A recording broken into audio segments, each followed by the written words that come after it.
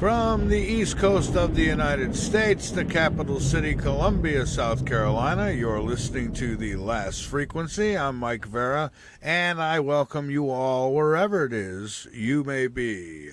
I've got a really good guest joining me tonight, V.S. Marlowe, and we're going to have, I think, a hell of a conversation here about Venus and aliens and, well, leaked documents and all that good stuff right here on Last Frequency. Oh, by the way, the website is lastfrequency.com.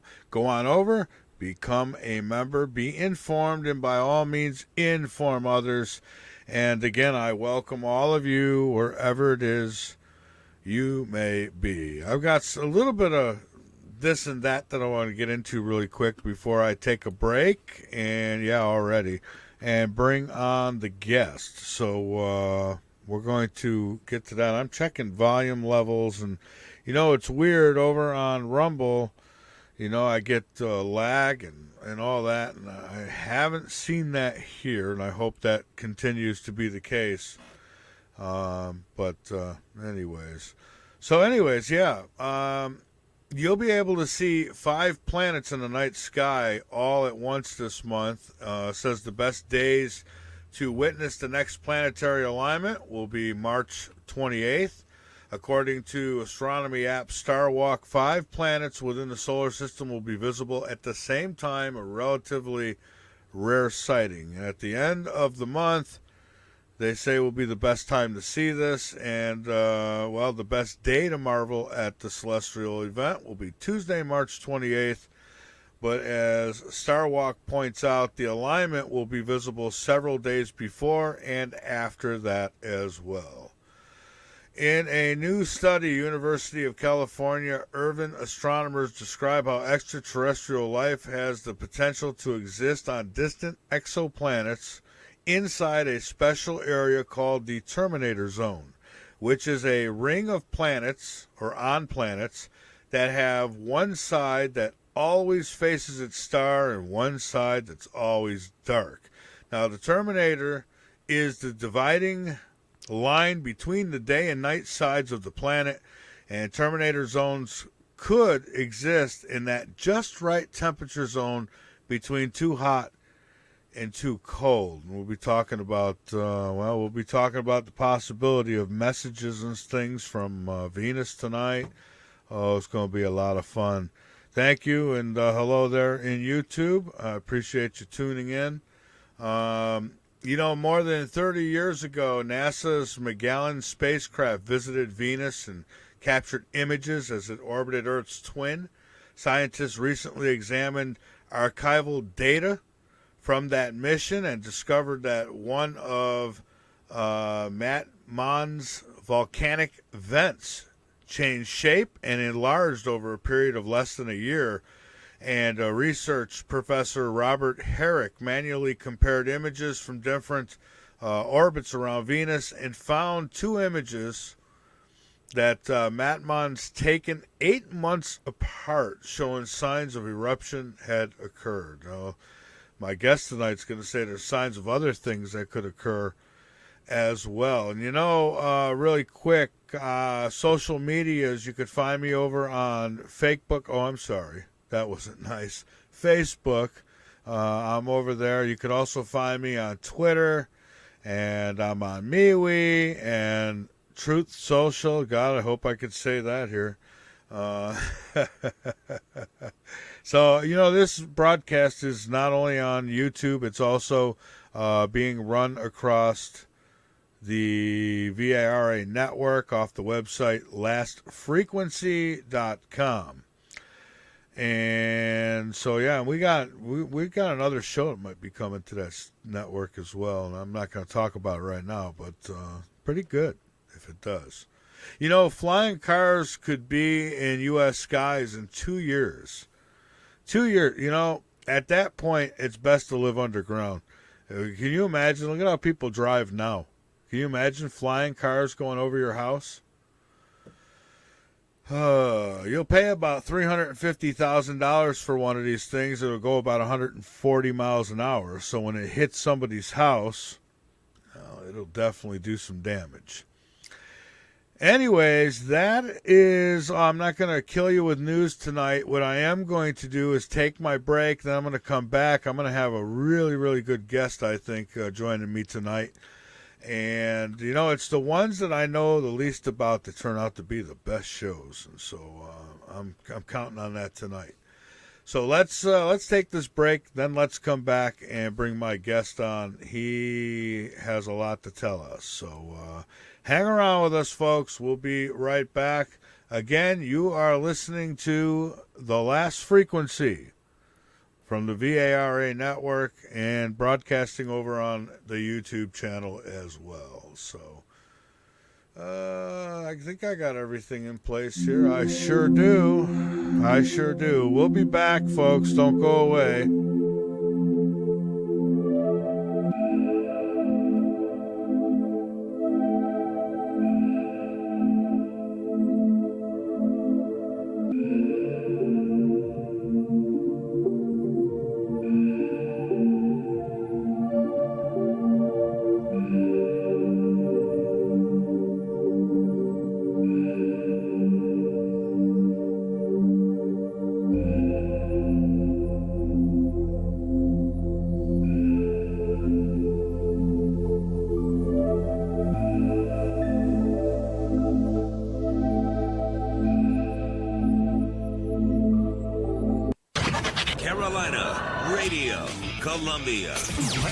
Excellent. Number one means you're always on top. Your number one radio. You're listening to the VARA network. Hey, frequencies of all walks of life. Keep up with all things TLF radio by joining our mailing list. Go to the bottom of the homepage and fill in the form. You'll get everything from guest info and show info and other important station-related information. So sign up now. Crazy ass bumper stickers and more. What? You heard me.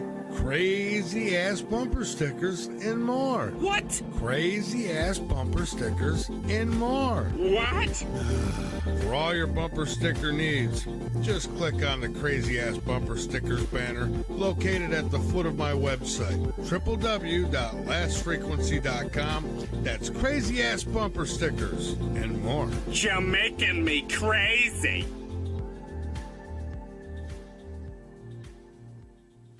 I want to talk to you about something very important for a moment here, folks. That is clean drinking water. Now, you can survive without it for about 3 days. How do you know yours is even pure? You don't, but I'll tell you what is. This is the ultimate water filtration solution. It's called Alexa Pure Pro. It is a groundbreaking, gravity-fed water filtration system that outperforms all the others for less. I personally stand behind the Alexa Pure Pro water filtration system because I use it.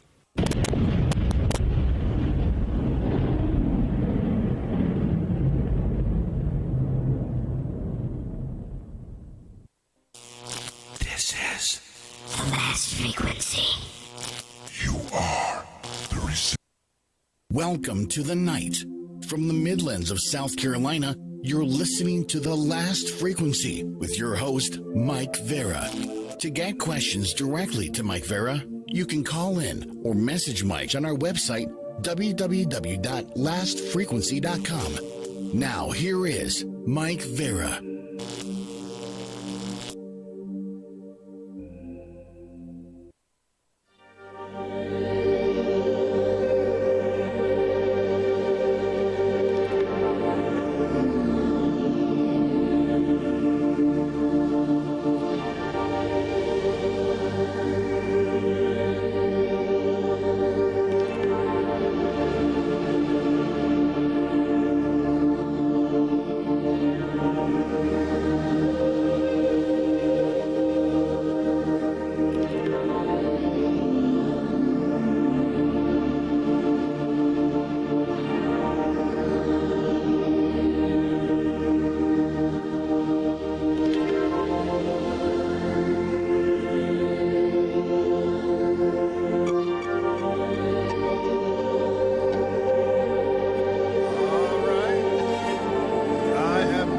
This is The Last Frequency. I am Mike Vara. He wasn't lying to you. My guest, I want to tell you a little bit about him.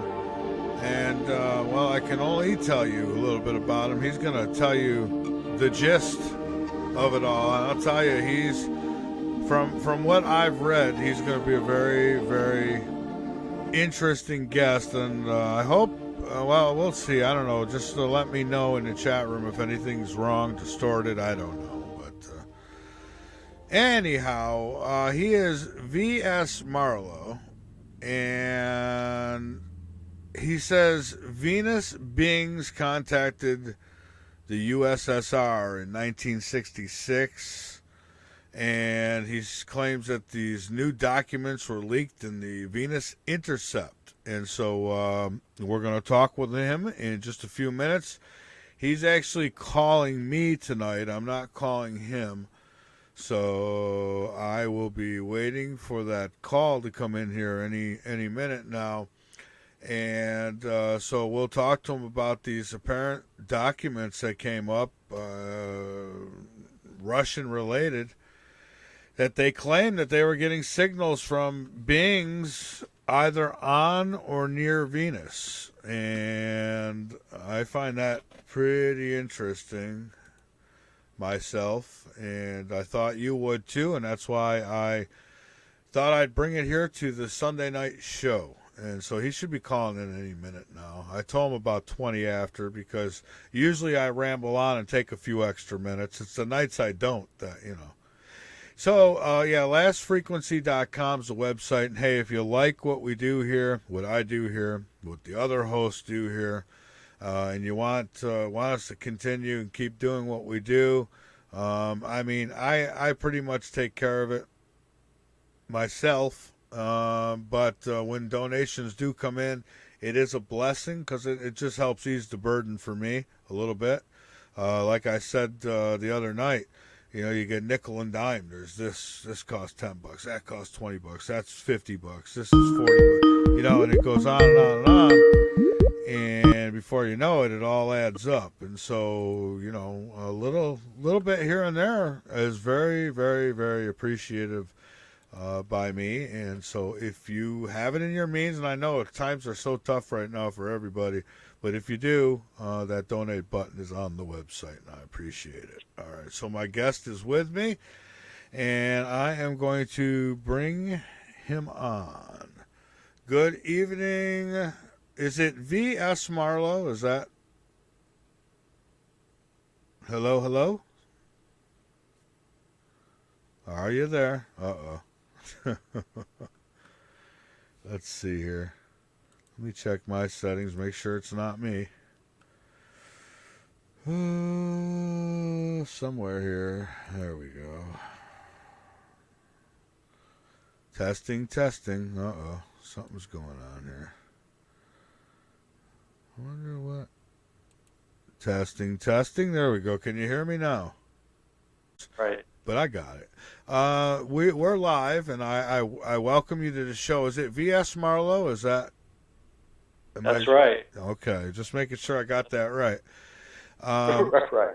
Yes, sir. Well, listen, thank you for taking time out to be here. I appreciate it, and I'm looking forward to talking with you tonight about this topic. It sounds like a very, very, very interesting topic indeed. Can you, I guess, give a little background of how you got involved in this and then wrote the book, and kind of take us through it a little bit? Sure. Thank you. Sure. Well, I have a day job. I work in international investments. I used to be in the State Department, but I'm also a writer under my real name. But I'm also working in the shadows here. I get, through different sources around the world, stuff that is really fascinating to me, but makes a lot of people squirm, including lawyers at publishing companies and so on. So this is the third book I've done as V.S. Marlowe. The first one was set in the Middle East, and it was providing some very fascinating insight into the Arab Spring and how there were some groups that had infiltrated Iranian Islam. The first book in this series is called The Serpent's Throne, and it's really it came to me through a colleague in one of the NATO intelligence services. I can't identify the country, but they asked me if I wanted to, since they knew I had this side interest in strange stuff that wouldn't flow with the mainstream. They came to me about this. Well, it began about 3 years ago, but an American expatriate living in Mexico, an energy trader, who started to have these really bizarre experiences. He initially thought he was going crazy.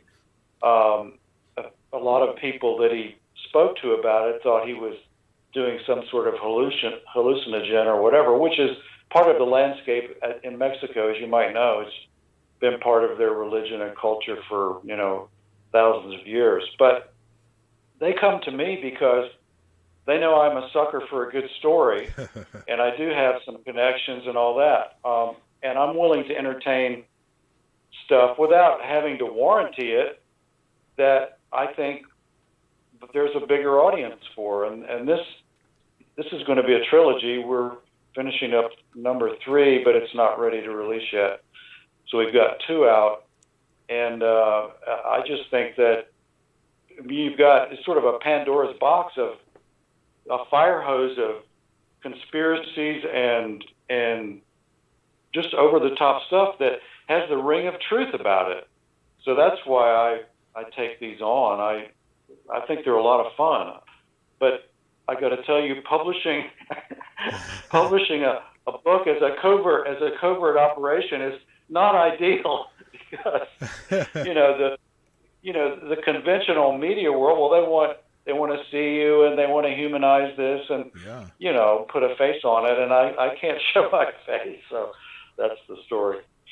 I see. And so tell me about the Venus Intercept. Sure. Well, it's the second in this series, and I probably should give a swift recap of the first for those who haven't read it, The Serpent's Throne. But it's this American. He deals in I don't know if people are aware, but there are brokers who broker long-term sales of stuff like liquefied natural gas and jet fuel and crude oil and so on. And he's down in Mexico, and he's led a very normal life, except in midlife suddenly the love of his life ejects him out the door. He's got kids in college and bills to pay, and he wants to get his act together, so he rents a ranch down on the coast of Mexico, and not soon after arriving there, he starts having these dreams and bizarre experiences, and he thinks that he's going off the deep end. But basically, just by seeming coincidence that's later disproven, the ranch seems to be on the radar of not only of a fairly shadowy international group that seems to be doing some pharmaceutical research in Mexico, but also on the radar of the Russian Federation and the GRU, which is the Russian military intelligence.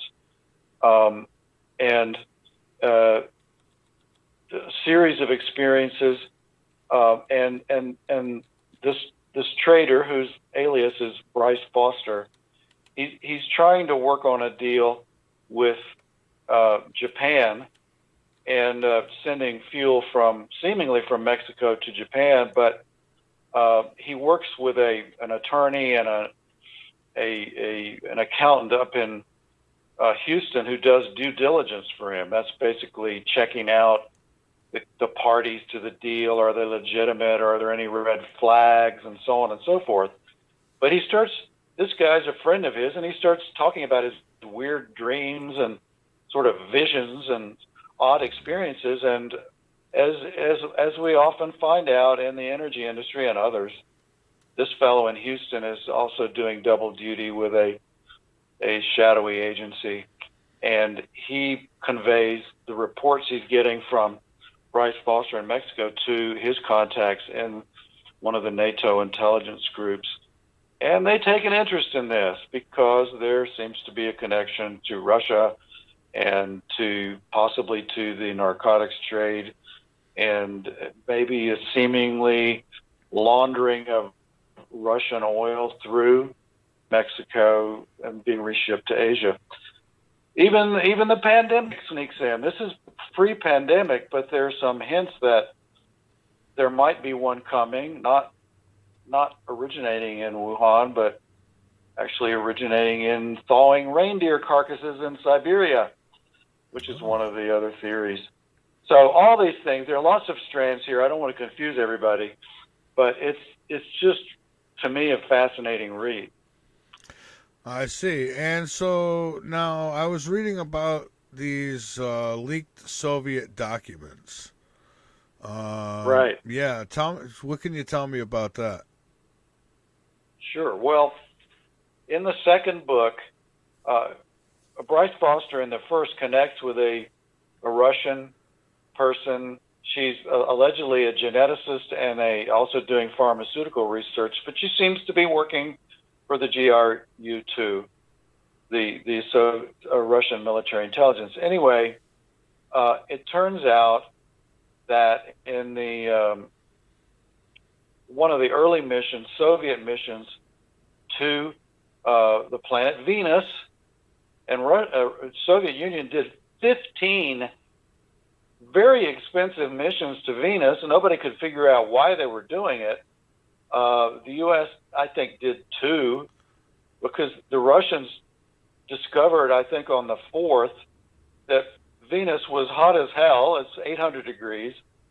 The atmospheric pressure is about 90 times what we have on Earth, more comparable to like being at the, 1 mile down in the ocean. So it's just totally uninhabitable. But they managed to land. On the 4th.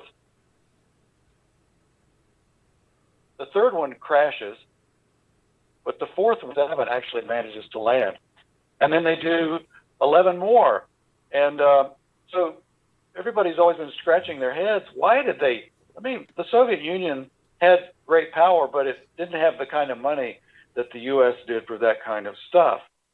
And apparently on the third mission, after the landing craft had separated from the orbiter and it was going down through the atmosphere where I think it stopped communicating, but the orbiter received this transmission in perfect Russian that gave some geographic coordinates, and the Soviets received it and they were totally dumbfounded. But they initially thought it meant it was tied to Venus, that it was coordinates on the surface of Venus. But somebody had a breakthrough after a few days of scratching their heads and went, "No, these are earthly coordinates," and it led to virtually the same location, GPS, where this guy Foster is, and is coincidentally just a few miles from an ancient Mexican civilization that's verified and true, that was wiped out 1,500 years ago by a 120-foot tsunami triggered by an asteroid, apparently, that hit offshore in the Pacific and killed 40,000 people in 1 minute. So all these strands start to come together. They're clearer in the second one. The first one is kind of laying out all these tantalizing leads, and then the second, there starts to appear some explanation. But the fact that this guy has been transmitting or talking about his weird experiences to his double duty agent / due diligence guy in Houston, and this connects with some recent discoveries in Soviet archives, and they're all over the place. They're at Harvard, they're at Stanford, they're online. You can go and look at the proceedings of the Politburo and all this other stuff. I'm talking ancient history here. I don't know how many people remember the Soviet Union. I grew up with it. I'm do. old enough. I was in. You do? Okay. Well, I was in the first grade when Sputnik was launched. That was in 1957. And I got to tell you, for this little guy, I was 6 years old, and in school, and it reverberated through the school, and we had pictures of Sputnik on the wall and all that. So this is a far, long ago time, the Cold War, when we were head-to-head with the Soviets, and for some time, they led us in space. Say what you will about that system. They could, at times, really get it together, and in science, math, astronomy, and so on, they were pretty good. In other areas, like feeding people and giving them the kind of shoes and clothes they wanted, they weren't very good at that. But they had some smart people, physicists, astrophysicists, and so on, working for them. Yeah, absolutely. So I'm already giving you the fire hose here of clues, but this is the kind of stuff I love. So, and I can't. I've tried. I've spoken with Foster. He seems plausible to me. I've looked at the documents. There are documents that don't appear in the public collections that appear here, like from the private journal of Yuri Andropov, who, I don't know if anybody remembers him, but he was, for a time, he was the head of the KGB, and then he took over after Leonid Brezhnev died. And Andropov was reputed to be the smartest of those guys. It was a kind of a motley crew of party hacks, but Andropov was very smart, and in these documents, he becomes aware of this mission that the Soviet Air Force has been undertaking. They've actually sent a team to where the geographic coordinates are in Mexico to try and figure out what the hell is going on. And while they're there, they start having bizarre dreams and visions that track back to, pre-Spanish Mexican religion. I don't know if you know the history of Mexico, but no, we have the Mayas and the Aztecs. Yeah, I'm familiar with some of that, but I mean, I'm certainly not a scholar. Right. Well, unfortunately, I'm not either. I'm sort of becoming a half-assed scholar of this because I have to make an intelligent effort. But my specialty is more international politics and focus on the Middle East a lot, Asia. But this has brought me back closer to the U.S., to our next door neighbor, and I mean, it's a treasure house of history and myth, and as you know, contact with extraterrestrials or entities who are not of the daylight world, they reverberate through almost every culture. And there have been a number of books, as you know, and Ancient Aliens and all that has been on the History Channel. But this is focused pretty much on Mexico for now. And as all these streams of information start to come together, there are others. There are chronicles from the 16th century, a Spanish priest, and then a German researcher who's recovering from Hitler, and he ends up in Mexico, and he starts finding all sorts of stuff in the same area. In fact, he rents the ranch that Bryce Foster coincidentally ends up on about 30 years later. So there are all these strands through time and space coming together, but the bottom line is that there's stuff going on. There are layers to reality that we don't understand, and they could be explained multiple ways. And the adventure of this series of books is trying to dig deeper and figure out, where does this go? And Mexico, that country is a hot spot for UFO activity. There's a lot that goes on there in that aspect. Right. Yeah. So then the Soviets were convinced that they had picked up signals from from beings that were either from Venus or near Venus. Is that correct? Yeah, it's hard to say. As we know, it's not habitable by any biological form we know, at least not on the surface. Yeah. But the Soviets, they spend 10 years fighting about what this is. There's one group that thinks it's a CIA deception to try and confuse them, and it's just that I'm not convinced that the CIA could do that kind of, get a transmission into an orbiter 40 million miles away at that particular instant. I just don't think they had the capability then. I don't know if they have it now, as far as I've been able to research. So they're fighting about, is it real? Is it a deception? Is it from on the planet? Is it from near the planet? Was it transmitted to the planet from somewhere else? And then the NATO people, when they see this stuff burbling up from 30, 40 years ago, they get into it too. And they can't come to any definitive conclusion, but it's got their attention for sure. And as more and more unfolds, it becomes more and more plausible. Well, yeah, and then you're seeing, at least, the United States government, and I guess others have done this too, but coming out and speaking up now, saying, hey, there is something out there, and we are chasing it, and, it's highly advanced, and, whatever it is, because they can't catch them, apparently.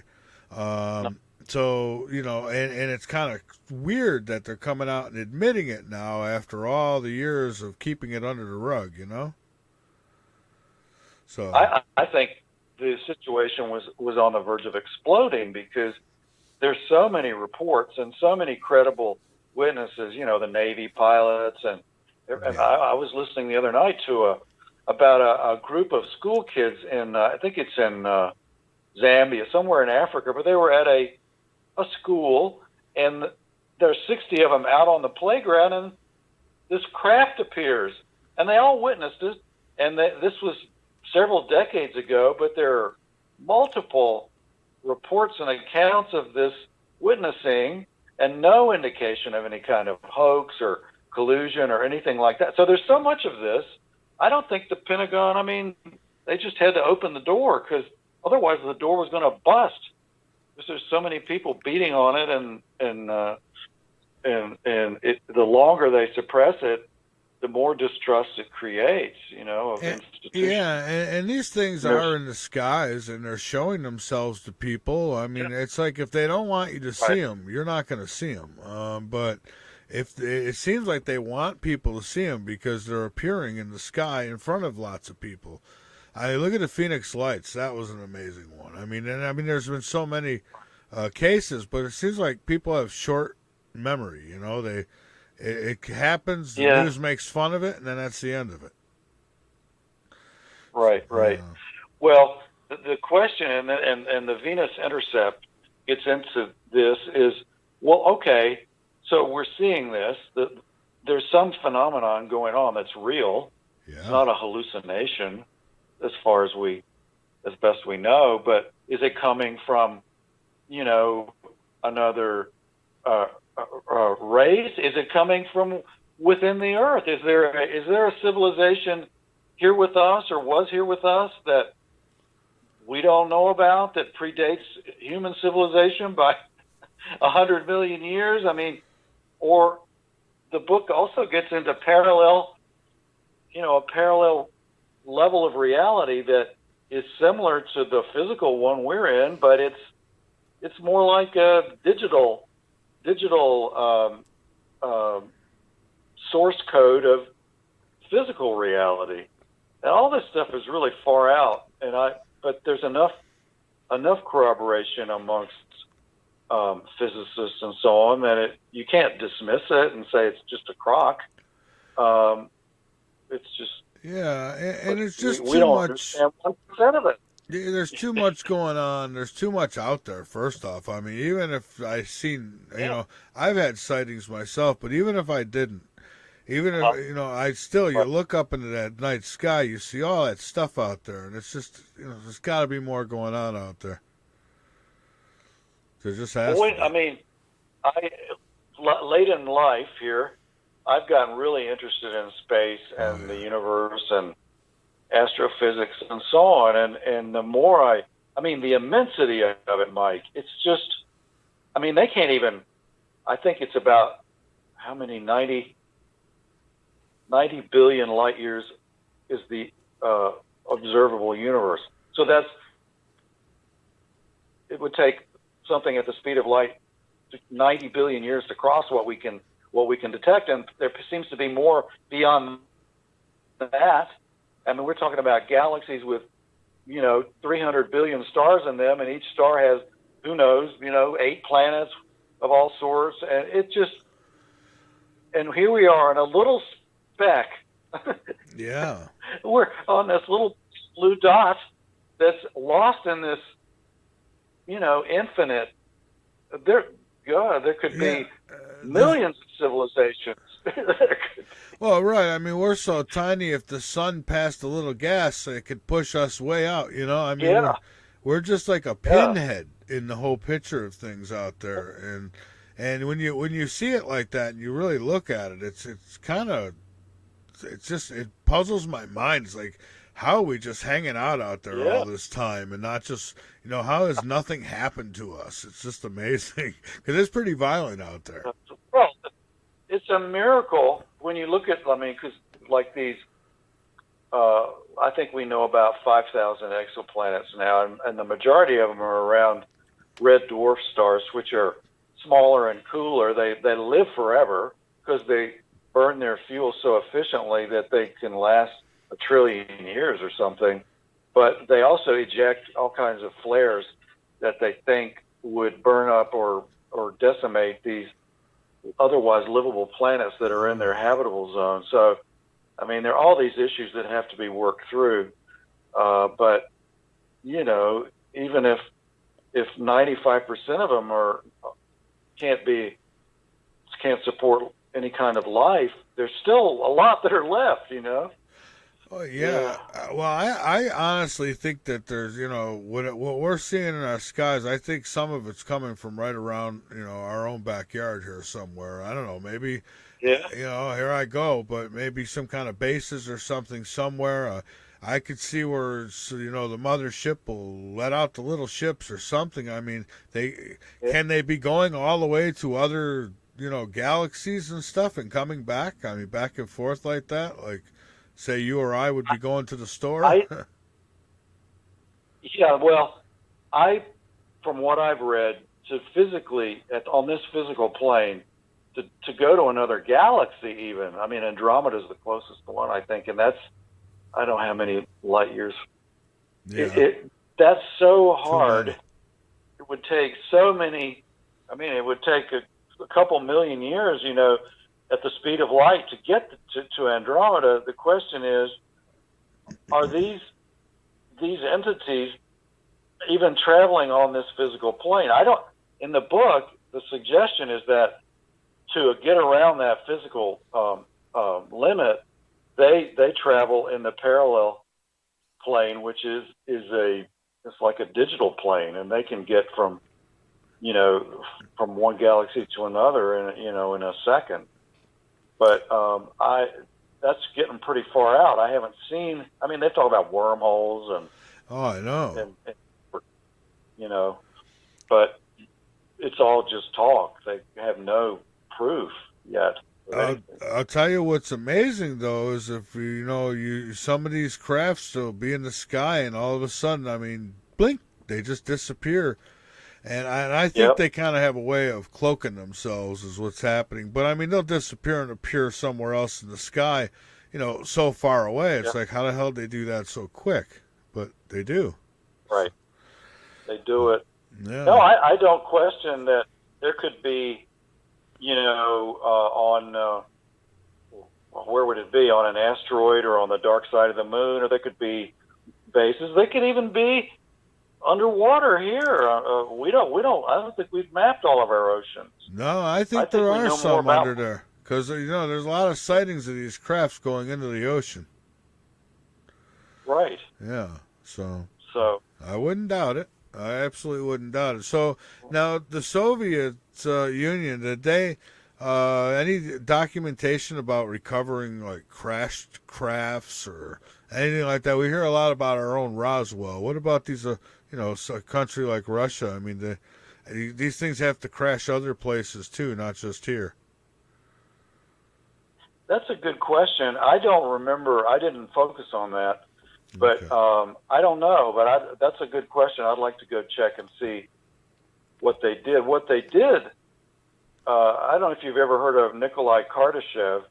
He's a Russian physicist who theorized about they call them Kardashev scale civilizations. He said we're not even a scale 1. That means we don't even fully use the solar energy that comes to our planet. But he said a 1 uses all the star energy that hits their planet. A 2 can capture all the energy of the star in the star system, and then a 3, I think, can get a galaxy or something. So we're talking, levels of development. But we got some documents here where he's presenting the possibility that what we consider to be natural phenomena like pulsars and neutron stars and meteor strikes and stuff, that they could be intentional, triggered events driven by some higher civilization that's so smart we can't even begin to fathom what they are, which was kind of mind-blowing. But I'm going to go look for some crash, see if they've got any crash stuff. Oh yeah, I would imagine they have to. We always hear about like the ones that have happened here. You very rarely hear about it in other places. What about now? It reminded me. I just remembered there was it was the biggest recorded meteor, or appears to have been a meteor that hit in Siberia in the year 1908. And this appears multiple times in the Venus Intercept, in the Soviet documents. This was, it's out in the middle of nowhere. I think there are only a few. There's a native tribe, Siberian tribe called the, what is their name? It's not Inuit, but they're relatives of all the, the Alaskans and the Canadian indigenous tribes, but they're out in the middle of Siberia, and this thing hit in 1908, and it flattened the forest for like 100 miles. And apparently it was a meteor that exploded. It was an airburst, and it was like, a trillion times Nagasaki, but nobody was out there, and it flattened all these trees and scorched and burnt them up and so on. And the Russian Empire at that time sent I think they sent one expedition out, and then the Soviets did about 20 years after, and they find all these remnants of that thing. But that, some of the Soviet scientists said that was an intended or intentional, what was the word they used? Maybe a warning shot? Either like a warning shot, but like a particle beam or something like that, which, at the time, nobody had ever theorized about particle beams, I don't think. But the Soviets some of them started to push that. That's called Tunguska. It was the Tunguska. You can read about it. I think it's the biggest strike in human history that we know of. Now, there were things that they were working on, from what I understand, based on this alleged, contact with extraterrestrials or things that they've learned from the aliens.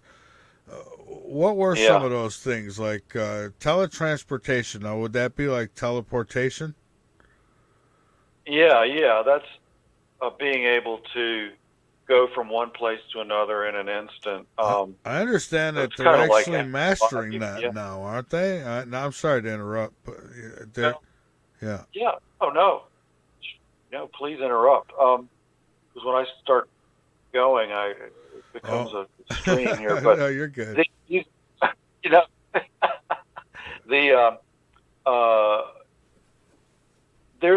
it's not clear if there's another layer of secrecy around that, because one layer says they never got to that. Okay.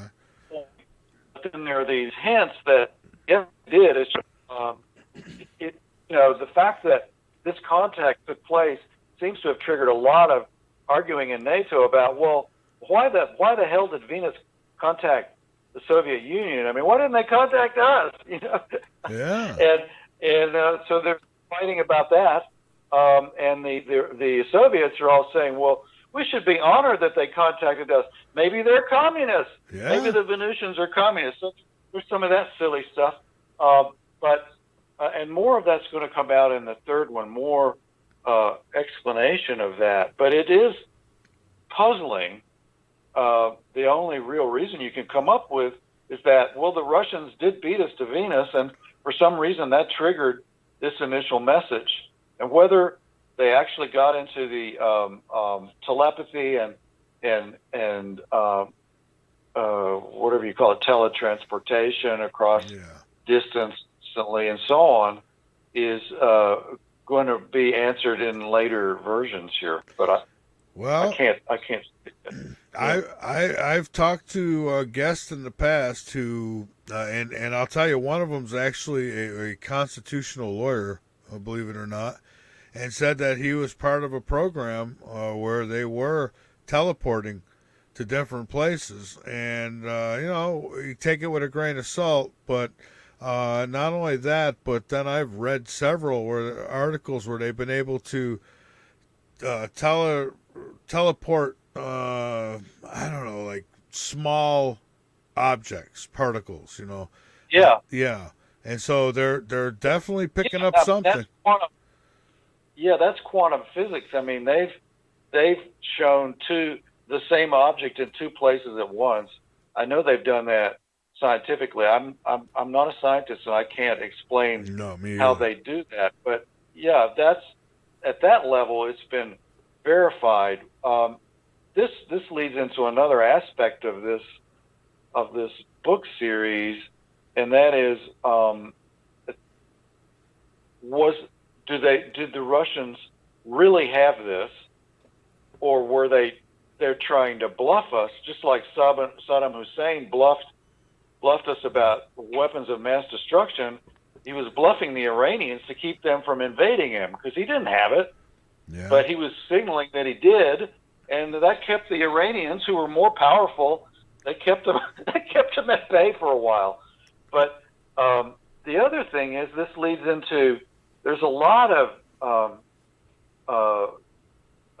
documentation and back and forth between NATO and Bryce Foster and so on about consciousness, because he's having these dreams. People have been getting messages in dreams since the beginning of time. I mean, it's in the Bible and everything, But the question is consciousness something that arises in the cells of our brain? Some chemical, electrochemical reaction? Is that what consciousness is, or is it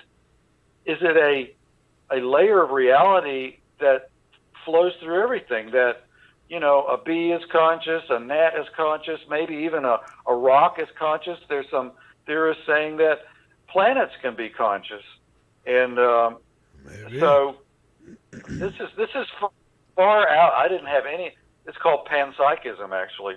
And that is that consciousness is a universal trait. It's not just innate to higher mammals, that wasps and and even mountains.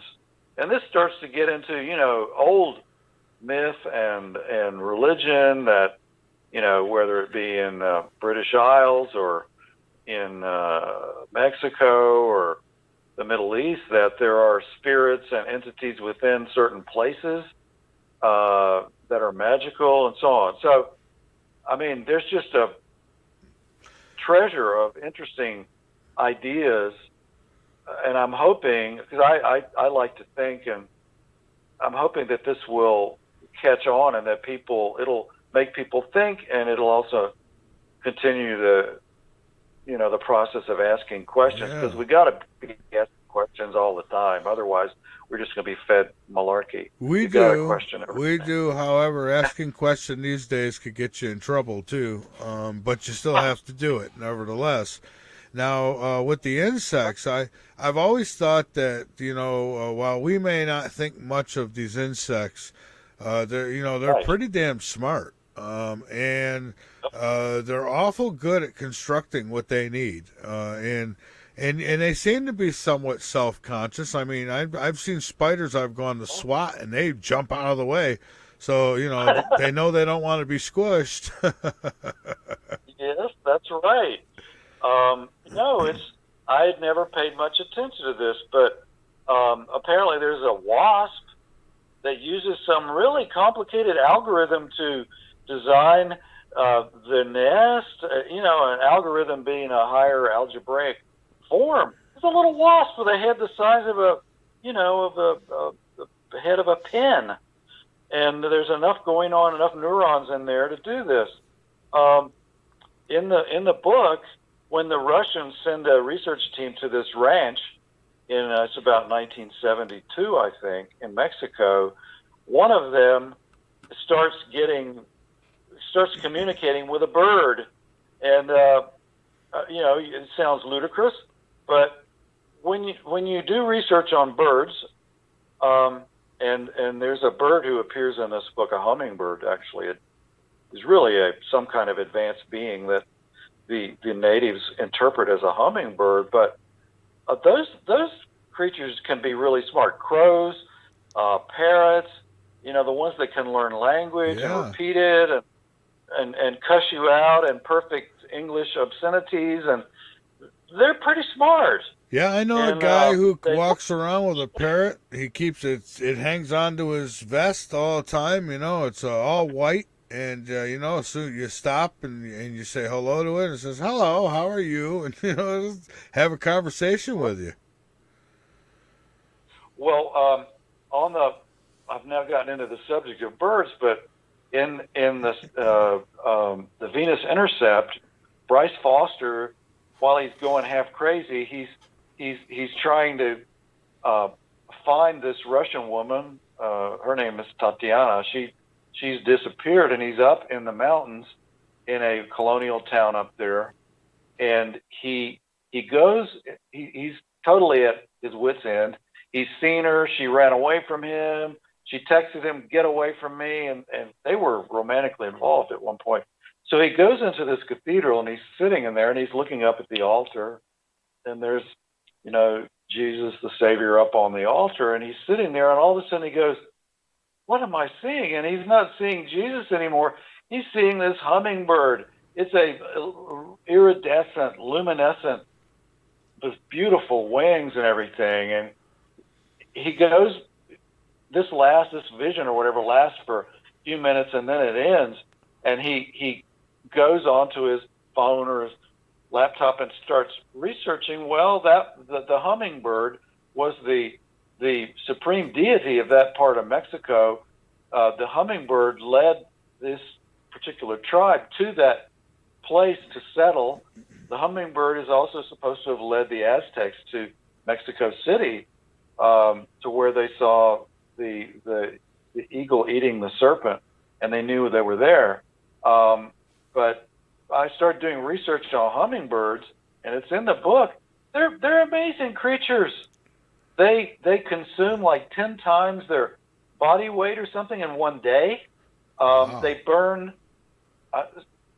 20 times the energy that we do, because those wing beats are between 30 and 300 beats per second. God, they're like super fast too. Yes, and they've got visual capabilities because they're flying so fast. They can't run into trees and stuff or other birds, so they've got this highly developed visual recognition, and these little things are the size of butterflies, and so there's just all these. I was fascinating. I was out getting ready to cut my grass one day. This was a few years ago, and I came out before I could even bend to start the lawnmower. One came right in front of my face, stopped dead, was doing its little wing thing, and then it took off. And I said, "Oh my God!" I mean, at first it startled me a little bit. I was like, "Uh oh," I thought maybe I was too close to a nest or something, but it didn't do anything. It just stood there and looked at me, and then it left. So, well, I mean, the more I read about this bird, if it's a bird, it does seem to have descended from the wren, but it's so different from a wren. It just almost seems otherworldly. And we take all these things for granted because we grow up with them. I've been seeing hummingbirds since I was a little toddler and never thought much about it. But they're really, really exceptional. And this deity that he sees it's bigger than, it's like 10 feet tall, but in the native frame of reference, it's described as a hummingbird. But in fact, it was the patron saint of warriors in the Mexican tribal tradition. Yeah, we tend to go on as humans thinking, oh, we're the smartest species on this planet, blah, blah, blah. And I don't know why, because we could build computers and things like that. Right. Well, I think they're so smart they don't need that stuff. Just the other thing that the book gets into is, yes, in other species that might be as intelligent or even more, but like whales. Yeah. I mean, here they are. They don't need to build anything. They're floating out there in the ocean, and it's such a different existence from what we have. But they have huge brains, and they communicate through songs. And Bryce Foster actually starts to hear, both when he's swimming and when he's dreaming, he's starting to hear this stuff. He doesn't know anything about whale songs. Well, these whales have tribal groups with their own tribal song. And, the humpback whales in Australia, they don't mix with the humpbacks that come up and down the California, Mexico, Alaska coast. And they have their own unique songs. And so they got they got a slight accent. Yeah, they do. They have a foreign accent over on the other side of the water. That's amazing. And they coordinate very well with each other, Yeah, they do. So yeah. They do, and they seem to. They don't have all the nastiness of the human race with the wars, and I'm not aware of any of those big whales being combat. Well, I guess if you're trying to attack their calf, they'll be combative, but otherwise, I don't think they're out looking for a fight. No, and I think every now and then you get one that's having a bad day, and I mean there has been cases where, especially if you got them in captive, you can expect. Things going to be grumpy probably pretty often. Right. Well, Yeah. Like that poor woman there at SeaWorld so many years ago he grabbed her ponytail and pulled her in, I don't know. I wouldn't want to be that close to something like that. I was watching a video. It was off the coast of Hawaii. Is that a killer whale? An orca killer whale? Yeah. What was it? Yeah. Yeah. And it's gone after people before, and I don't blame it. I mean, look what you've done. Right. I mean, you go let the aliens come down and grab you and put you in a cage, and all the other aliens come just to come by and watch you and look at you. I mean, you're going to be pretty ticked off too. You want your freedom. So, and they're smart. They're intelligent. It's not like they're just a goldfish floating around. I mean, these things are thinking. They want to do stuff. Right. They do. And maybe the book speculates some about maybe the key to understanding these alien entities or whatever they are is that these smart animals they already know what it is. They're already aware of it. I mean, we can't communicate with animals. We can give some commands to dogs I don't know how many words they can learn, 30 or something. But is there any real? I mean, they can read us, and they know our emotions. They can do that really well. But we can't talk to a bird. We can't talk to any species that I'm aware of, can we? We can give them orders and train them. Well, But I believe that they do sign language with like chimpanzees and stuff, and I think so. yeah, but I don't know to what extent. I've seen videos and things, and it's pretty interesting, But I also seen where they had some kind of chips they were putting in some of these chimpanzees to enhance their intelligence, and I'm thinking you better be Right. careful with that because they get too smart. They're not going to like what they find out. Right. Yeah. Right. So- Well, I mean, the other thing is if we cannot communicate with our cousins here on Earth, how are we ever going to communicate with an alien species or race? How would we ever do it? Well, right, exactly. It's like we don't care. Whatever benefits us, well, hey, the too bad the whales and the sharks and these things are in the water, so here's a little oil for you. But, I don't know. And as intelligent as they are, I think that if you gave them arms and legs, they'd probably, God knows what they'd be able to do. Well, that's right. I mean, look at like the cephalopods, like the squids, octopus, and cuttlefish. They're really smart. I mean, there's a squid in Australia that he kept getting out of his tank, and they kept putting him back in. And finally, one night he got out, and he went down a drain pipe and got himself back into the ocean, which was about a mile away. And he had a kind of a transmitter on him because that's how they knew.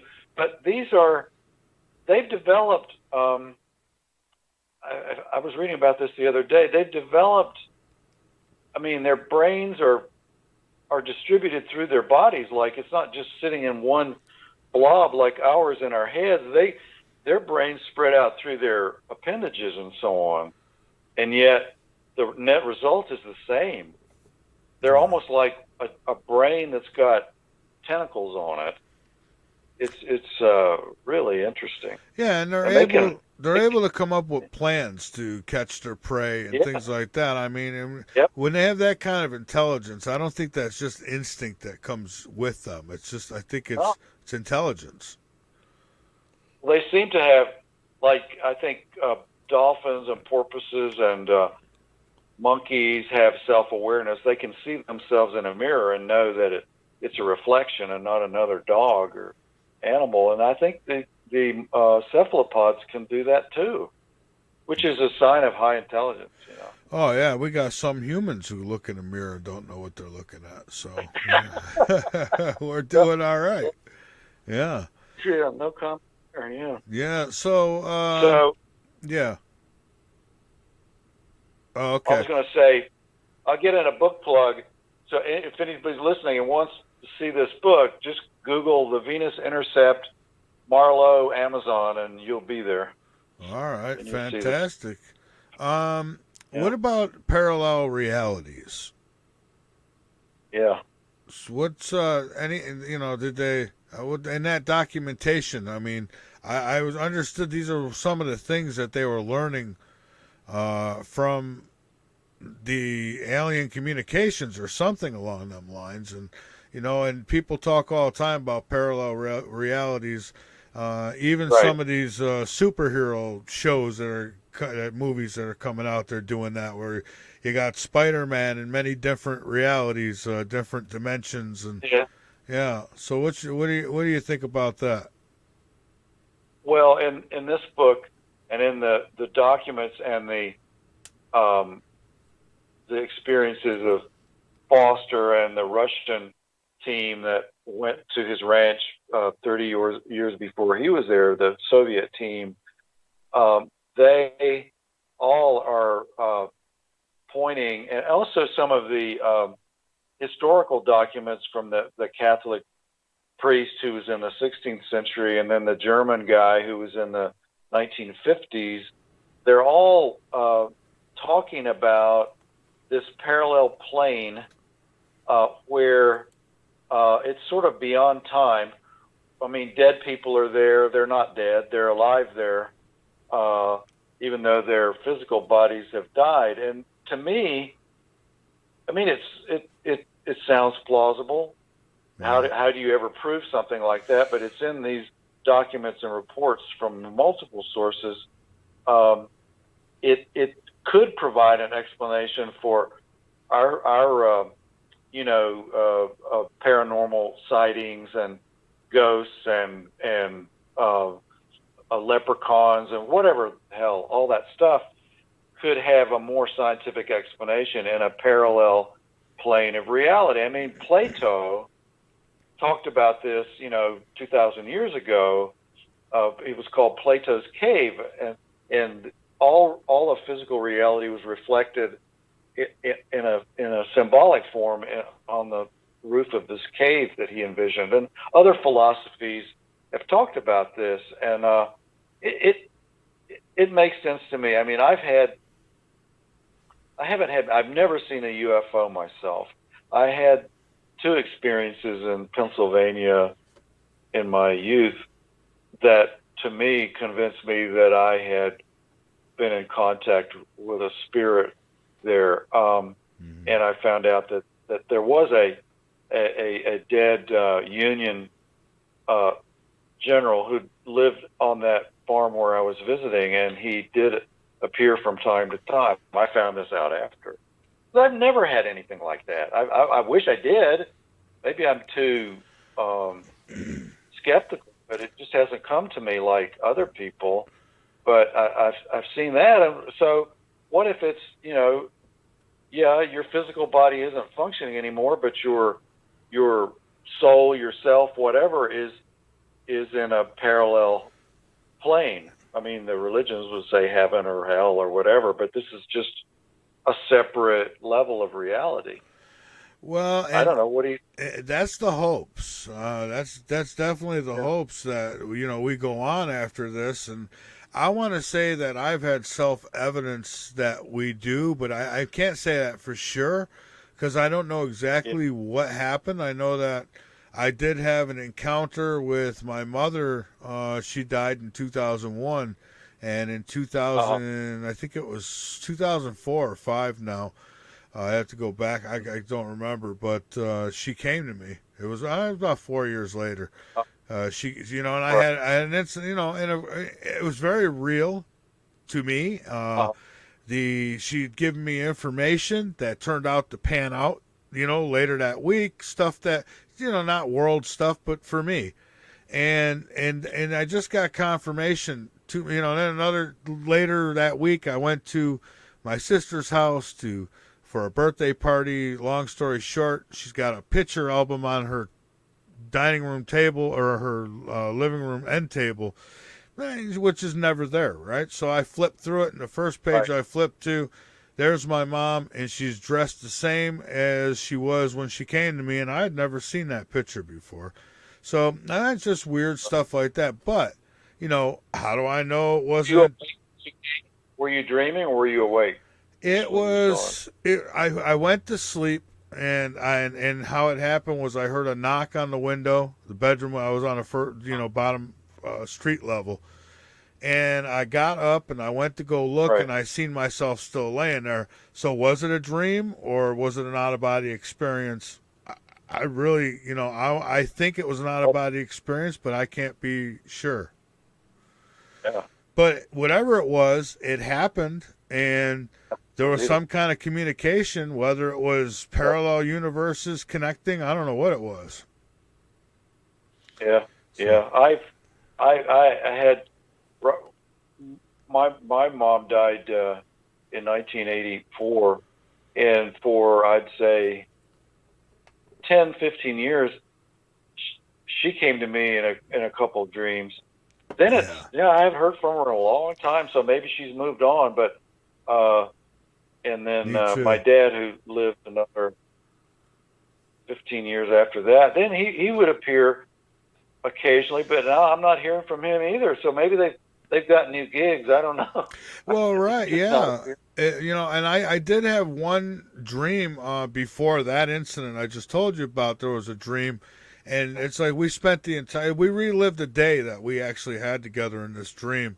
And it was long. I mean, at the end of the dream, I was ready to go back to sleep and get rest. We were doing gardening and all this in this dream. Right. And it was just amazing how it works. It's like, it seems like the people you're the closest with, but then everybody don't have these experiences. And, like my dad, he asked, well, why you? Why don't you come to me? I said, I don't know, Dad. It's maybe you're not, I don't know. He says, well, I'm open to it. Well, so I don't have the answer. Maybe I needed her to come to me. And he's, I don't know. Who knows? Yeah. So, and my dad, he's going to be 92 in April.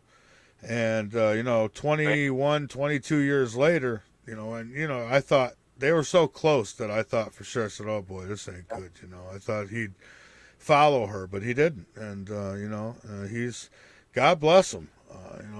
Not getting to 92 is an accomplishment, let me tell you. Well, that's a real achievement. I hope I make it that long. I don't know. At my current rate, I don't know if that'll happen. But as a kid, I'd always say I wouldn't want to be that old. But the closer you get to that old, you want to be that old. For now, it seems better than the alternative. Yeah. But,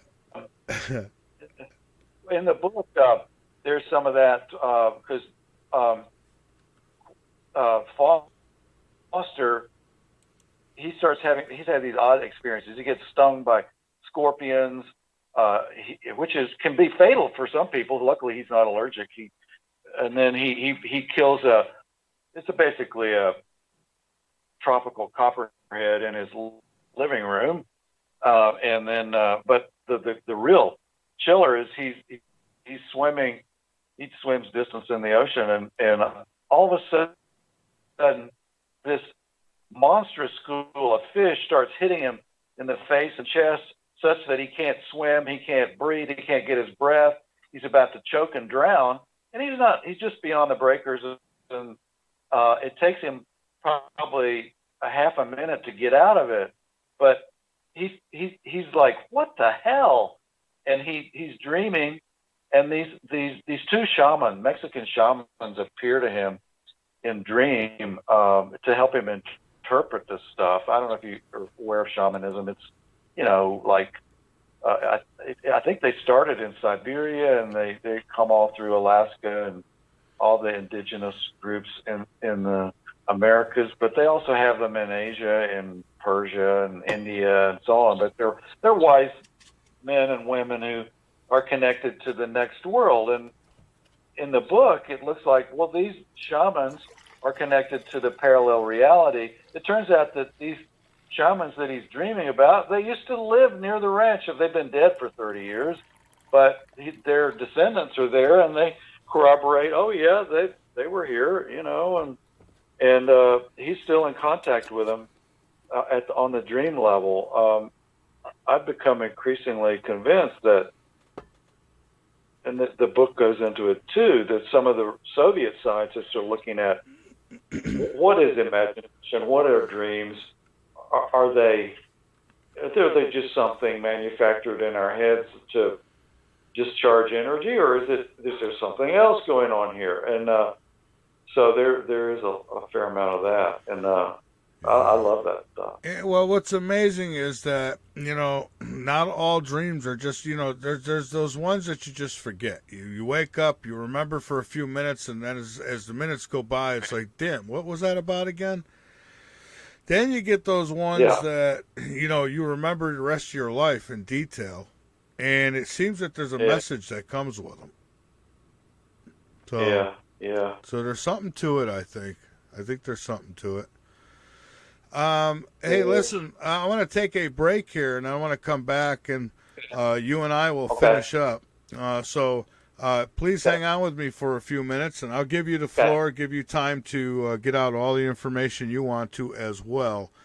So hold on with me for a moment. Folks, I got V.S. Marlowe with me, And we're talking about the Venus Intercept and so many other things. If you want to get a question to me or to the guest, you may do so either in the YouTube chat, or you can hit me up on the website, the portal page, and send a message that way. I'm not taking calls tonight. So, all right. So with that, you are listening to The Last Frequency. I'm Mike Vara, and we will be right back. Don't go away, folks.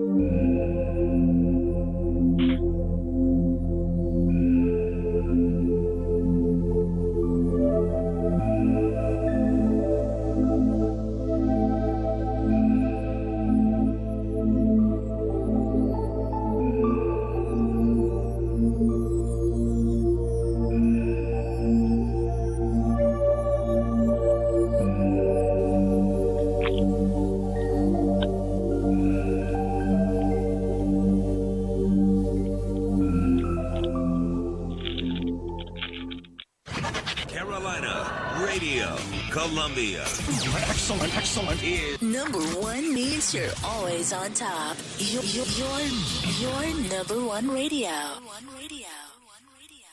You're listening to the VARA Network. Hey, frequencies of all walks of life. Keep up with all things TLF radio by joining our mailing list. Go to the bottom of the homepage and fill in the form. You'll get everything from guest info and show info and other important station-related information. So sign up now. Crazy ass bumper stickers and more. What? You heard me. Crazy ass bumper stickers and more. What? Crazy ass bumper stickers and more. What?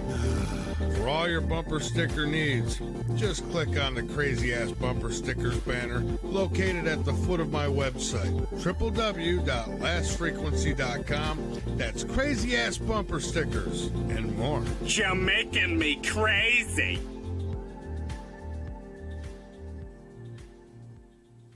I want to talk to you about something very important for a moment here, folks. That is clean drinking water. Now, you can survive without it for about 3 days. How do you know yours is even pure? You don't, but I'll tell you what is. This is the ultimate water filtration solution. It's called AlexaPure Pro. It is a groundbreaking, gravity-fed water filtration system that outperforms all the others for less. I personally stand behind the AlexaPure Pro water filtration system because I use it.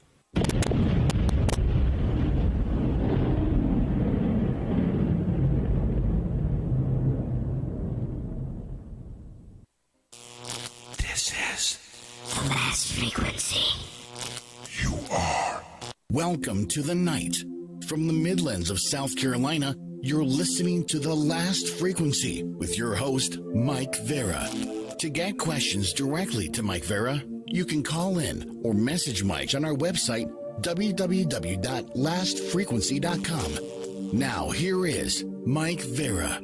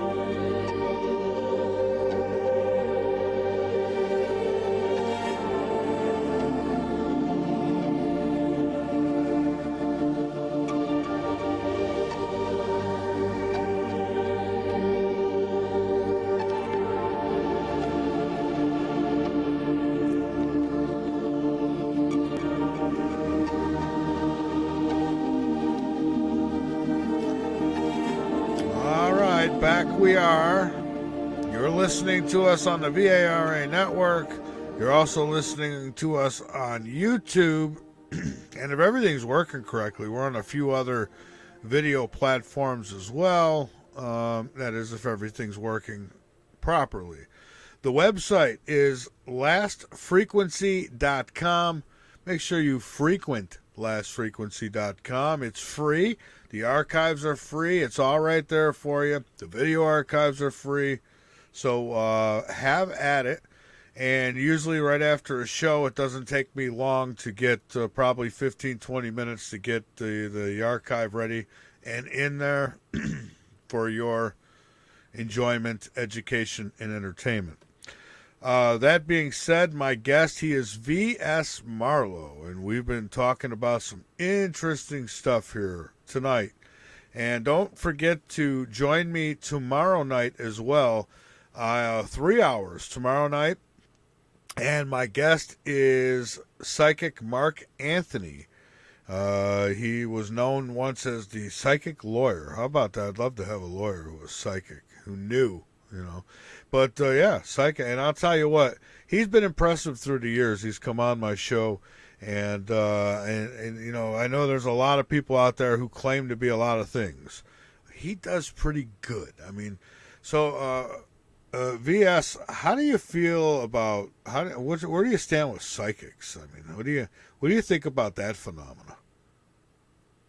Oh, well, I'm a believer. I mean, I believe there are phonies and there are charlatans, but I've had personal experience, and it cost me some problems amongst my social circle because I talked about it, and people thought I was nutty. But I mean, I haven't seen a UFO. I've seen two things that appeared to be what we would call ghosts or whatever, but when I was a young guy, my mother, I was trying to make a career decision. My mother sent me to a psychic, not far from where you are, actually, in the same general region. And I was very skeptical. And I was preparing to move to a foreign country. And this lady, she lived in a suburban, you know, like a split level, looks like everybody mowing their lawns and doing that stuff. And she's in there sitting, and I think she may have had a tarot deck or she had a crystal ball or something. And I thought, oh my God, what have I gotten into? But she started predicting what was going to happen when I moved to this foreign country. And I took notes. She said I could take notes, and I jotted it down. And then probably a month later, I got on the plane and went, and these things started to unfold. And I thought, was there some way that she guided me to make these things happen? No, that wasn't plausible. She had a gift. Unfortunately, she's dead now. Otherwise, I'd be on the phone with her, or I'd go fly and see her. But she had it. I've been to others who didn't. Yeah. They may have had the semblance of it, but I believe in it at times, yeah. Yeah, there are some who are just really good at reading people and are really good at getting people to give information without even realizing they're doing it. Then there's those who will tell you, be quiet, don't say anything, I don't want to know nothing unless I ask you a question, don't give me any information, you know. And like my sister, after my mother had passed away, my sister and my father both went to go see a psychic, and she was well known in Rochester, New York, and so, but they didn't tell her that they were related in any way, and they both went and made appointments and went to go see her. Well, they got to record these sessions, audio record, and my sister plays it for me. She says, "You're not going to believe this, right?" And so she's playing it, and the psychic tells her, I got mom. So apparently she's telling my sister she's got my mother there. Now, my sister didn't say anything about my mother passing or any of that. She just said, she's told her straight out, I have Lorraine here. She's here, blah, blah, blah. And she goes, who's Michael? And my sister says, my brother. She goes, and he's still alive. She goes, yeah. She says, well, mom's upset with him because, who's Danny? And that was a friend of mine. And she says, well, she's upset that Mike's Mike went with Danny, and they were drinking. I'm like, oh my God. I mean, because I did that weekend go out with a friend, Danny, and we did have a few drinks, and she never did like that. So I believe, and then there was other stuff which I won't go through it all, but that right there opened my eyes. Like she's obviously she knew something. She was, that she couldn't have just guessed that. So no, yeah, I know there, and this person, her name was Pat. I will say that, but she had a gift. Then there were some others who were really expensive and didn't give me anything of value. I think they were doing that trick you're talking about. They were, I don't know whether they'd done research with my name or my phone number or whatever, but they wanted me to say stuff, and then they would like finish my sentence for me, and I was like, well, this is hokey, So they're those. Oh yeah, or they'll say there's a woman coming through. Or I love it when somebody will say, "Can you connect with a specific person?" and and sometimes they'll say, "Oh no, I'm not able to connect because." Because they don't want to be wrong on anything sometimes, I think. And and then there's other times it's like they can connect with anyone you want, and, they give you all the answers, but, how do you know? It's like guessing games. Like, is it your mother? Is she on the other side? And it's like, why are you asking me? You're psychic. You should know if she's on the other side, Right. And then they'll say, well, the energy's the same for some people. Oh, okay, I get it. But then there's others, like we just said, that just blow you away. And I got one of them coming on tomorrow night, Mark Anthony. He used to be called the psychic lawyer, and, he didn't want that no more because people weren't taking him serious. But he's pretty good. I mean, I've a lot of times we'll just do the show and not even take calls. But when we have taken calls, I mean, he blows me away. He's just really good. And he gets mad if somebody talks over, interrupting him and trying to give him information. He don't want it. So. Well, this is triggering a memory of Pat. She would, because she said she would go into this. I mean, it's like the parallel universe. She said there's no time there. Time isn't like it is here, where it starts and finishes and all that. Everything is existing, and so she could see, we would call it fortune telling, she could see what would happen tomorrow, but she said it's all right there. How that was happening, I don't know, but she convinced me because I've had other people try to do the same thing. Oh, you're going to get this and that, and no, none of it happened. None of it. So she had it. Yeah. I had one years ago told me, oh, yeah, your show's going to be picked up by a national syndicate. You're going to be buying a house right next to the lake. And then, it sounded beautiful. And, here I am. I don't know, 15 years later, and I'm still waiting.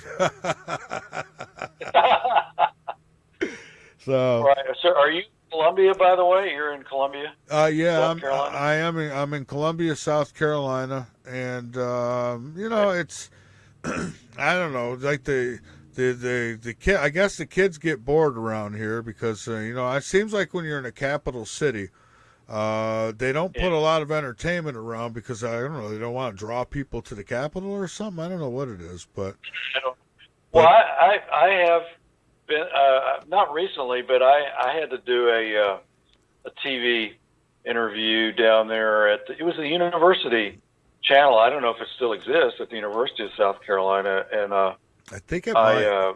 Wrote down, it might still be, but I remember driving down from your neighbor to the north because that's where I landed, and I came down. It was it was a beautiful drive. I think it was like it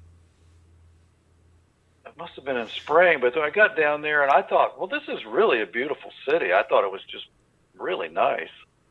And it's not so now. Maybe it's grown a lot, maybe, but then it was small enough. It was like there was no, congestion, or it was really pretty. Well, yeah, it's a pleasant place. It's certainly expanding because you got Lexington, that is, it's connected, and it used to be just like kind of a suburb type setting, and I mean it's just grown so fast. And there seems to be there's a lot of people coming to Carolina now from other states for various reasons I won't mention here tonight. And so it is growing definitely. And hey, if you're ever in the area, let me know. We could go. We can go to one of the beaches there and do some UFO watching. And I've had sightings. They've been up there. So this seems to be honestly. Not because I'm here. It just seems to be a hot spot, this South Carolina, for UFO activity as well. There's a lot. I mean, it just almost, especially in the summer, if you're out late at night, and you're watching. I have night vision goggles, and I see all kinds of stuff at night. So it's amazing. My dad was an amateur astronomer, and he also. He would travel to Cape Kennedy or Canaveral, whatever it's called now, to see. He saw 2 or 3 big launches, maybe Apollo and whatever. But he saw one. I think it was in Georgia. He was driving down I-95 or something, and he saw. He was pretty convinced, but I've never seen one. It's a life changer when you do. It really is a life changer. I mean, it's like you just and people say, well, it could be a government. So, okay, it could be, but I still found it awful amazing, whoever was driving it, because I don't know who was, but all I know is that I've had several sightings, and I feel blessed to have had them, and I've seen crafts just in the blink of an eye, they're gone out of sight. I mean, I don't think it's any of our governments. I don't think they are capable. And these have been going on. I mean, for millennia. Yeah. They're in all sorts of holy documents, but also, there was a lot in the 40s, I think, and 50s, and there was no government on Earth that could do that stuff then. No. I don't think there is now. And I think if they had that type of technology, why wouldn't they have used it? Right. I mean, you could have took over the world with stuff like that. One thing that the Venus Intercept gets into is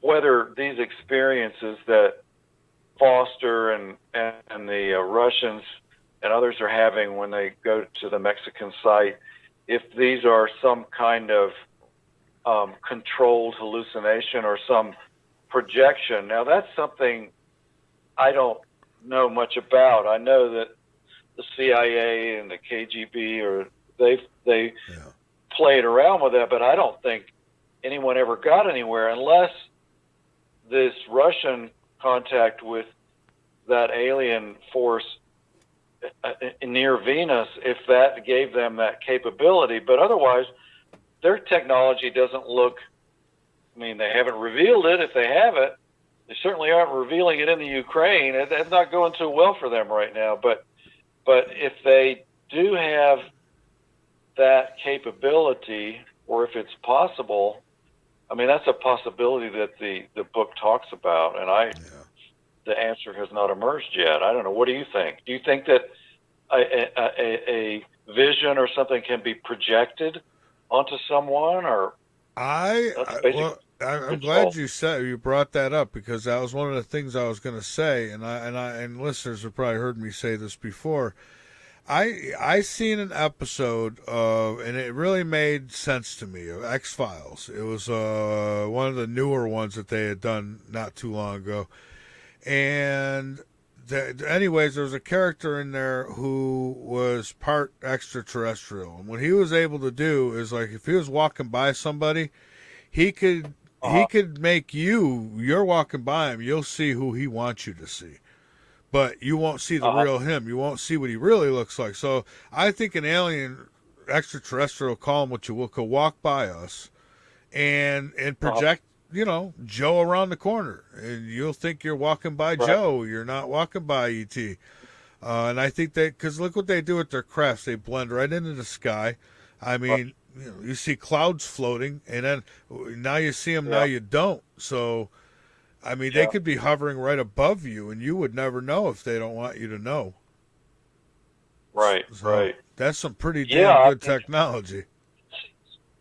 That seems more plausible to me because it's more limited in scope. If you know, to mask somebody, mask an alien as a neighbor seems, but to project an experience into somebody, to me, it seems impossible for us. I just don't see how. I don't know if you can even do it by suggestion and drugs. The book explores some of that. They're talking about it, but I just don't.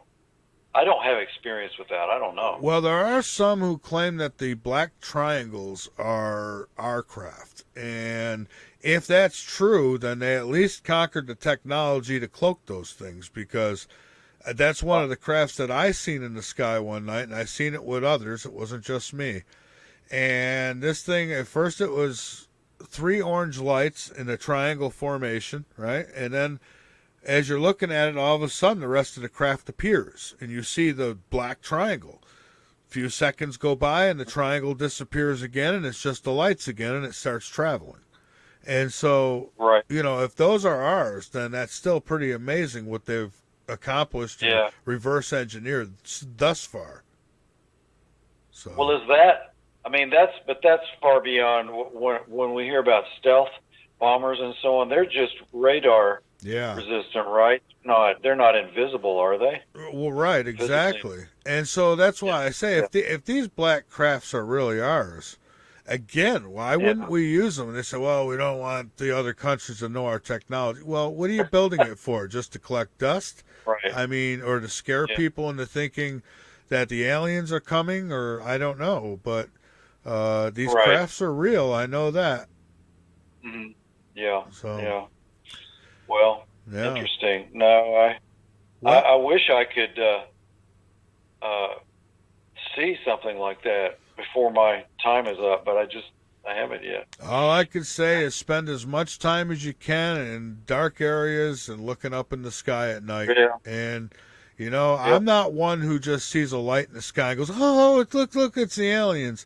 I mean, I'll rule it out as many things until I know for sure. And I've had some pretty convincing sightings. I mean, I seen a star formation, what looked like a star formation in the sky in a campground. I'm looking up one night, and I had my girlfriend with me, and she was looking too. And all of a sudden, this star formation just starts moving. Now, how big of a craft did that have to be looking like it was a star formation up there? I mean, if that thing came close, it probably covered the entire sky. Yeah. So that would have to be, you know, the size of a solar system or something. Yeah, and this was before Elon Musk was sending up Starlinks and all that stuff. So yeah. Well, I don't think he's gotten that far yet. He'd like to, but the other aspect of this book is as we get towards the end of the second one, and then the third that I'm working on now is this all these revelations of some sort of a war.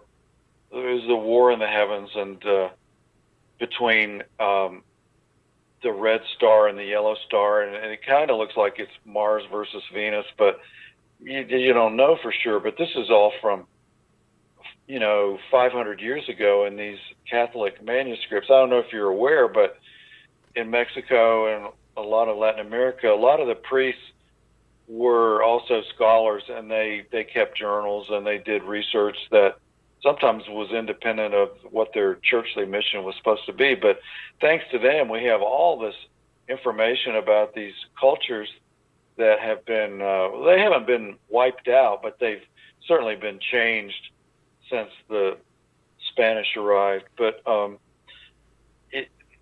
they're all referring to the sixth star. It's a silver star, a sixth star, and I know the seven stars, which are the Pleiades. That's what Subaru uses in their logo, and I think some of the other Indian tribes in the U.S., the Pleiades have sacred meaning, but six stars I can't find anywhere, and that's through all this stuff that we're assembling right now. It's like whole religion. Yeah, of interesting. Yeah, Yes. it is like one. Yeah.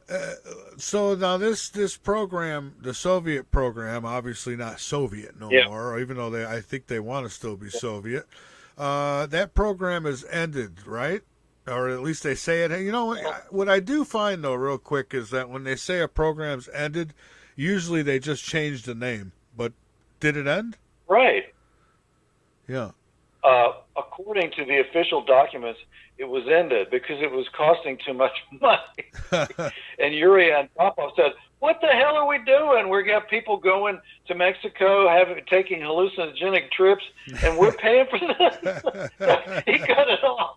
But I think that, and now it's starting to unfold, that they kept it going undercover. They concealed it.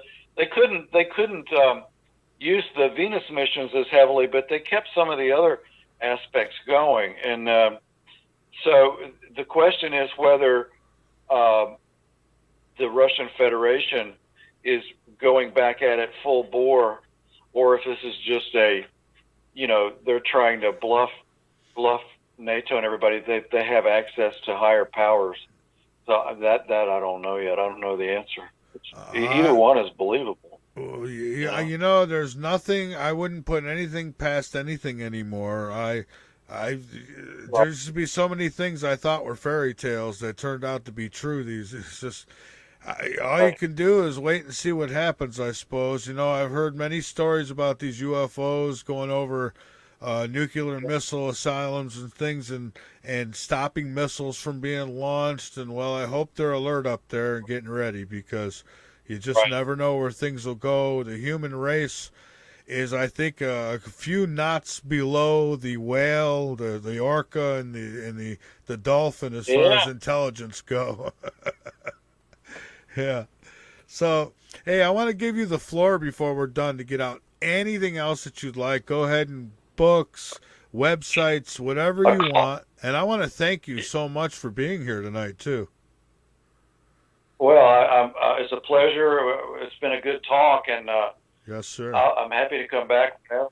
So, and if any of your audience has questions you want to pass along or anything, please do. But just to remind everybody, the Venus Intercept on Amazon by V.S. Marlowe. You'll find it. You'll find the series there. Okay. And let me see. Let me check and see if no. Okay. I thought maybe I seen the portal light up, but no, it was a false alarm. But hey, listen, again, thank you so much for being here tonight. Sure. I think this is a great show. I really enjoyed talking with you, and I hope you'll continue your research and continue to share it with me, and I'll have you on, and we'll share it with everybody else. All right. Well, Mike, thanks for having me on, and keep up the good work. Thank you, my friend, and you too. Have a good Okay, night. take care. All right, bye-bye. Bye-bye. All right, folks, there he goes, V.S. Marlowe. I really enjoyed talking with him. That was a lot of fun. And, you know, Soviets, they claimed that they were talking with some kind of beings next to or on Venus. I don't see how they could have been on Venus. But what if what we're told about Venus is not completely true? I'm just saying, I mean, anything's possible, am I right? There's been a lot of things that we're not told the truth about. You know, even as babies, we were told that the tooth fairy was coming.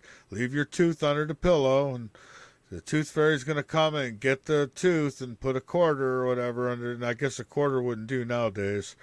But, yeah, they'll put some change under the pillow for you. Just couldn't wait. I mean, I've seen kids ready to rip their own teeth out and cash them in. And, but did a tooth fairy really come in the room? No. Mom or dad did, usually. Yeah. And if mom and dad forgot, you thought, you know, you were angry. You're like, you know, what the hell? Where was that tooth fairy? You know, I've been waiting. I had my tooth under there. Or the tooth's gone and there's no money. Oh, I don't know. But, yeah, we've been lied to right from the beginning, and about all kinds of things. You could call them white lies or what have you, but they're lies nevertheless. So tomorrow night, I'm going to make sure I'm not whistling Dixie. Yeah, Mark Anthony, Psychic Mark Anthony will join me, and that's going to be a lot of fun too. And I will open lines, and because it's Mark Anthony, hell, I might do that one on YouTube as well, because I won't be getting into anything that's going to get me in trouble. So, not tomorrow anyways. And so, who knows, I might do that here too. It seems like it went well. I don't know. It seems like it works better for YouTube than it even does for Rumble, which I don't get it. I don't know why, but there's something there. But it is what it is. And don't forget, I'm on Saturdays too, midnight. I do uncensored. And so I pretty much clock up all my free time and do either I'm doing this show or I'm doing some other kind of work. I just never stop. So I guess that's about it. All I can say is the website is www.lastfrequency.com. I hope that you'll frequent it and share the link around. Tell people about the show. Let's get it up there. Hey, subscribe. If you haven't subscribed, please subscribe to the channel, the YouTube channel. I'm trying to get the subscriptions up and get all that going. So I'd appreciate it.